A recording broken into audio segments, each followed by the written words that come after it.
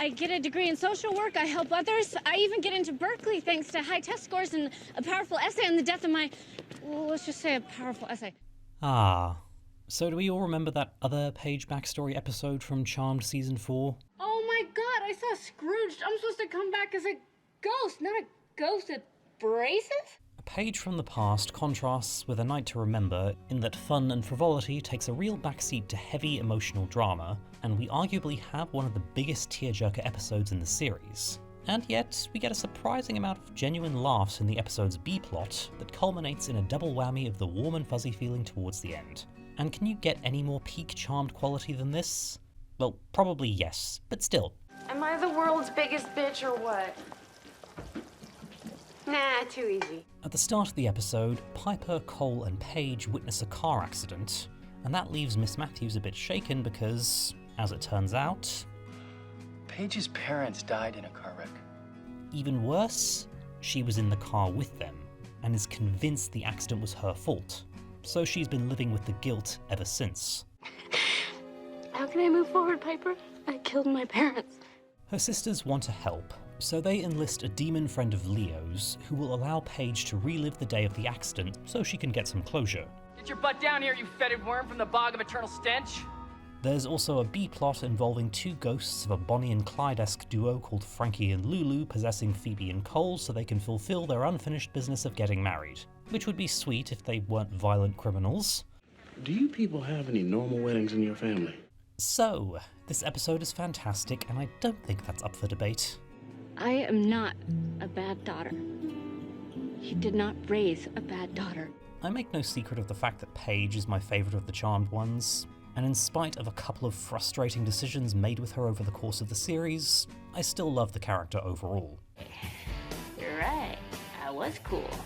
In the last few years, I'd gotten into the habit of downplaying Rose McGowan's talents as an actress in my mind. Sorry, I'm built like a girl, not a black man. Maybe it's her repeated insistences that she only saw it as a day job she fell into.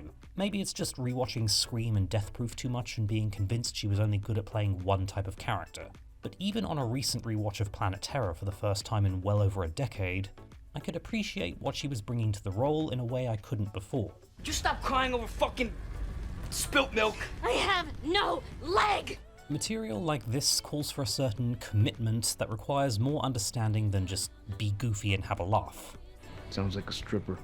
No, it sounds like a go-go dancer. There's a difference. And in another movie with an intentional camp aesthetic, 1999's dark comedy Jawbreaker, she again commits to the material in a way that enhances it, playing such a naturally hateable mean girl that her comeuppance at the end is way more satisfying than you'd expect.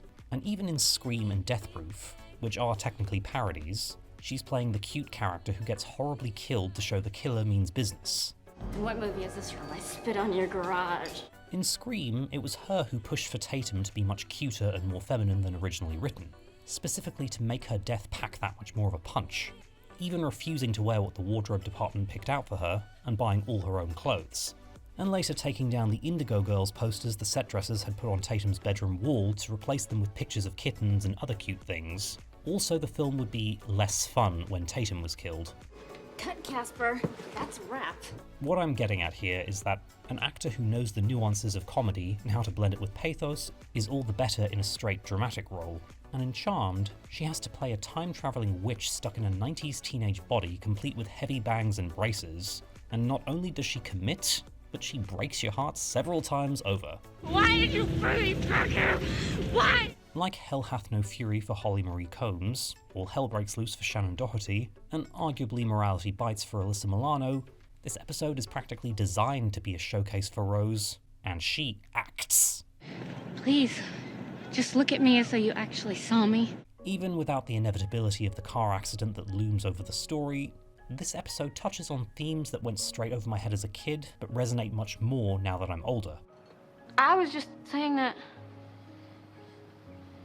to hurt you. The main part of Paige's guilt isn't necessarily that she thinks she caused the accident that killed her parents, but everything else leading up to it. Cutting classes, starting fights, smoking on campus, possession of alcohol. The mid-90s were also a time when Gen X apathy was at its peak, as you'd see in films like Reality Bites and Kids, and cynicism was all the rage. She's not damaged. You're right, she's beyond repair. Even taking the time period out of the equation, your teenage years are difficult, and there's rarely any getting around that. Well, you were just feeling lost, and you made a mistake. I made so many mistakes. We have no shortage of films, books, and shows focusing on the problems teenagers face, with an emphasis on understanding why the rebel would rebel and what causes people to act out. Few stories have the former rebel having to properly relive their rebel days and experience the extent of their behavior with an adult's perspective. I came back here to stop feeling guilty, only now I feel guiltier than ever because I know what a damn disappointment I am. Paige has to assume the body of her teenage self, but re-experience her actions through adult eyes. You guys, I am not a screw-up. I promise I'll change, I promise. While I was nowhere near as wild as Paige, I'm very thankful that I don't have to experience something like that to remind me of the specifics. But the character growth for Paige in this episode isn't her being reminded of what a troublesome teen she was, it's learning to forgive herself for it. After all, having accountability for your past actions doesn't mean that you're never allowed to forgive yourself, and take note of how far you've come. Paige already redeemed herself before she was even introduced, since she went to college and got her degree, and was working her way up to become a social worker when she became a charmed one, and now she helps 2 different sets of people on a daily basis. When my parents died, I hated them for it. I was alone, and I hated them. Paige's altruism was already established in Hell Hath No Fury, so the growth here comes when she stops attempting to rewrite the past, and comes to the realization that she had already grown thanks to the 2 people who raised her. And her wanting to change the past and try to save her parents was really born out of wanting them to see her growth, so that their last impression of her wouldn't be as a rebellious brat they hated. I'm good. I just wish you could see it. But in this powerful scene here, Paige learns that they already did see her as more than a delinquent.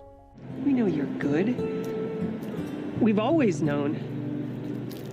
But we also know that you're lost, and that scares us. It goes without saying that this is just a really beautiful scene, with brilliant writing and solid acting all around from everyone. And there's nothing in the world that we want more than to help you find your way home. We just don't know how. I like that it's not excessively dramatic too, with no one going too intense. I know it's weird to praise things for their realism in a show about witches fighting demons that has makeup and effects like this, but it's when the show is able to make you connect with its very real themes and emotions that it's at its best. I'll find myself because of you 2. You shaped who I am. And I've already covered the episode 6 Feet Under, in which Piper learns the importance of respecting death and the grand design, and interestingly enough, each of the other sisters would have to learn a similar lesson in other episodes. You are the ultimate evil. No, I'm not good or evil, I just am. Prue, of course, would learn it in Death Takes a Halliwell, and Phoebe in Season 5's A Witch in Time. Although the Angel of Death isn't mentioned, Paige has been convinced that the accident was her fault, but not only does she learn that it was unavoidable, but also that she was destined to survive it, and that she had white lighter powers already as a teenager. I can always orb.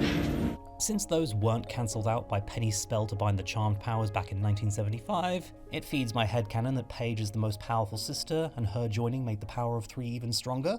But I digress. And my husband is in 1994, and I do not mean in the fashion sense. He time traveled back with my other sister, so the only one left to help me is you. The episode's B-plot gives us some fun shenanigans where Alyssa Milano and Julian McMahon get to put on southern accents as Frankie and Lulu.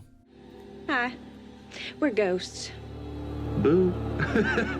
And both Piper and Darryl get some nifty lines. You cannot freeze a crime scene. Well, I did. The episode also continues a little trend for Cole after being depowered, where he tries to find a way to fit into the mortal world. Having bought a gun for protection and muse to my ears, and later attempting to work with Paige in Lost and Bound to not so great effect. Here he asks about becoming a cop, which doesn't really go anywhere, although it does provide additional motivation as to why he'd let himself be possessed by the Hollow in Charmed and Dangerous, where although he loves Phoebe and wants to protect her, he also wants to feel useful. You never answered the chaplain's question. I never answered your question. But after all is said and done, we get this sweet little scene where Phoebe finally accepts his proposal after a 3-episode wait. Will you marry me? Yes. I don't know if I'll ever forgive the writers for messing up this pairing in Season 5, but back to Paige. I'll never know how much much I love them. The episode climaxes with her having a new understanding on her parents' deaths, and her own personal growth that resulted from the event. Well, I found out I was not responsible for the accident. The bittersweet ending turns into a happy one when, initially sad that her parents never got to see her grow up and become a better person, Leo pulls some strings with Clyde to allow for this moment. We know who you are, honey. Who you've become. In shows like this, there's an obvious wish fulfillment element. For instance, supernatural powers allowing you to overcome the various obstacles life throws at you, getting to meet the perfect person for you, or even just not having to worry as much about travelling or injuries.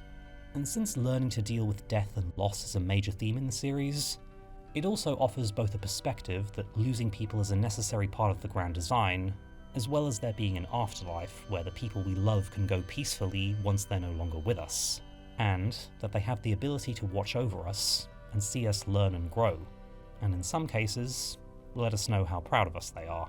We've been with you every step of the way, and we're so proud of you, sweetheart.